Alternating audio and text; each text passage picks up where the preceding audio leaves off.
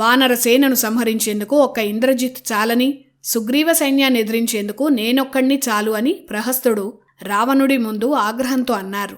మిగిలిన రాక్షసులు కూడా రావణుడి శక్తిని పొగిడారు. వీరందరి ప్రగల్భాలు చూసిన విభీషణుడు లేచి వారందర్నీ కూర్చోమన్నాడు. అప్పుడు విభీషణుడు ఇలా అన్నాడు: అన్నా రావణ, రాముడు అమిత బలవంతుడు, పైగా యుద్ధంలో గెలవాలి అన్న నిశ్చయంతో వస్తున్నాడు. ఇంత మహాసముద్రాన్ని దాటి లంకానగరంలో చొరబడి ఒక వానరం నగరాన్ని సర్వనాశనం చేయగలదని ఎవరైనా ఊహించారా? హనుమ చేతుల్లో మనం ఇప్పటికీ భంగపడే ఉన్నాం. రాముడు పంపిన దూతే ఇంత శక్తివంతంగా ఉంటే రాముడి శక్తి ఇంకెంత ఉండి ఉంటుంది? మన సైన్యమంతా కలిసినా ఆ రాముణ్ణి ఎదిరించడం సాధ్యం కాదని విభీషణుడు నిక్కచ్చిగా తన మనసులో మాట రావణుడికి చెప్పేశాడు.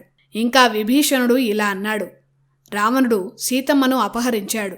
ఇప్పుడు ఆ సీతమ్మే మనందరి పాలిట మృత్యువు కాబోతోంది. అందుకే అన్నా రావణ, సీతమ్మను రాముడి దగ్గరకు చేర్చు. అదే లంకకు శుభం. రాముడితో వైరం లంకకే నాశనం అని విభీషణుడు రావణుణ్ణి సున్నితంగా హెచ్చరించాడు.